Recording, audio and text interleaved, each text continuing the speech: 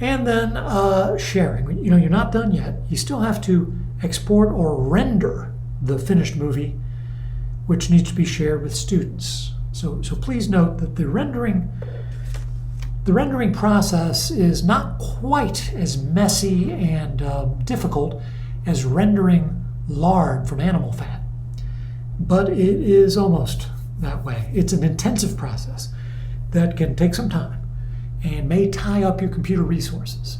When you start your video to render, you may need to say like, hey, this is a good time to go and make a sandwich while my computer is busy rendering this file. It can take a while. Now,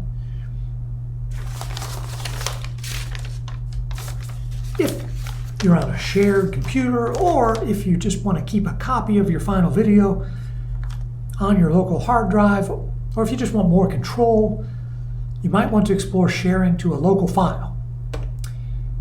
In Camtasia, I recommend choosing MP4 only.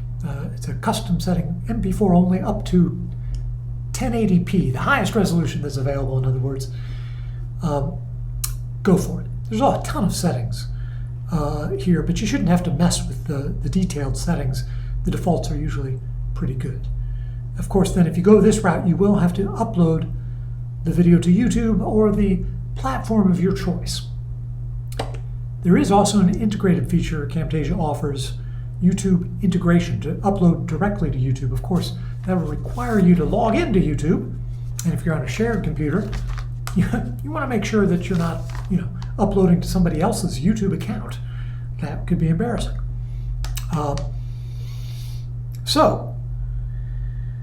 If just make sure you're logged into the right account. Of course, it bears mentioning right now, at the time of this recording, Xavier's a Google campus.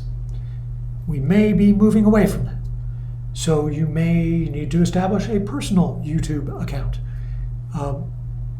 That's going to be a little bit beyond the scope of this recording right now. Yes, we recommend using YouTube to host videos. There's a number of reasons for this. In particular, YouTube has some accessibility features. It's not the only video hosting platform out there. And the platform you use is up to you.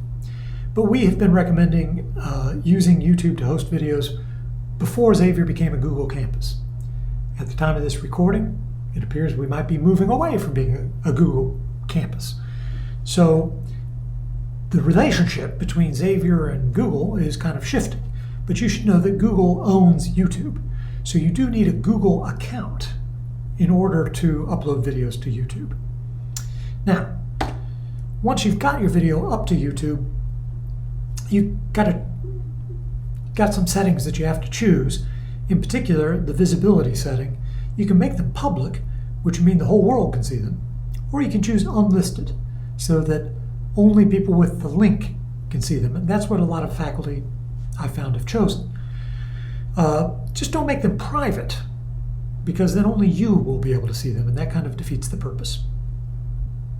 Now, yes, unlisted, that's what a lot of Xavier faculty have chosen. And let me also note that your video is not made for kids. That's an option that Google, or that YouTube, because of some recent legislation, is now required to ask, is your video made for kids? You may feel your video is wholesome and suitable for viewing by the entire family. That's not really what they're asking. You're making your videos for college students. So no, they are not made for kids. Once you've got your video on YouTube, of course, it is a snap to share it into Brightspace.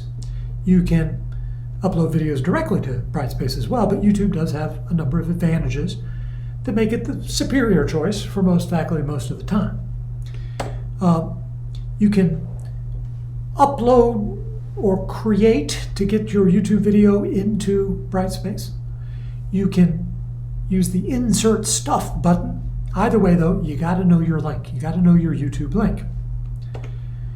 And that'll look something like this, one of these two forms. That convoluted series of letters and numbers, of course, is what makes an unlisted video particularly hard to find by accident. If you don't know your link, you're going to have a hard time getting it into Brightspace. So log into your YouTube account, get that link, and put it into Brightspace. Final thought.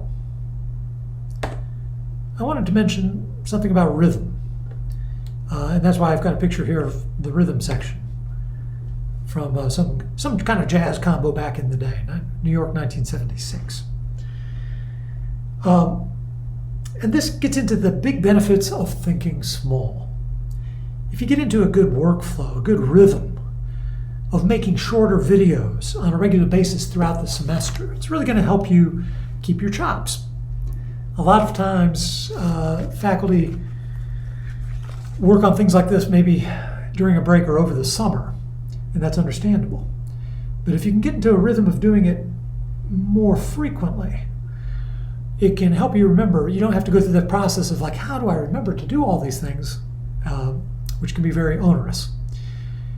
And it's easier to get into that rhythm if you're doing those small little chunks as opposed to great big long videos. So the big benefits of thinking small. And on that note, I wanted to mention, of course, all images in this presentation are in the public domain, except for Creative Commons images, as noted, and those corporate logos. This presentation itself actually is published under a Creative Commons Attribution Non-Commercial Share-alike 4.0 license, in case you were curious. So thanks for your time. Thanks for your attention. My name is Bart Everson.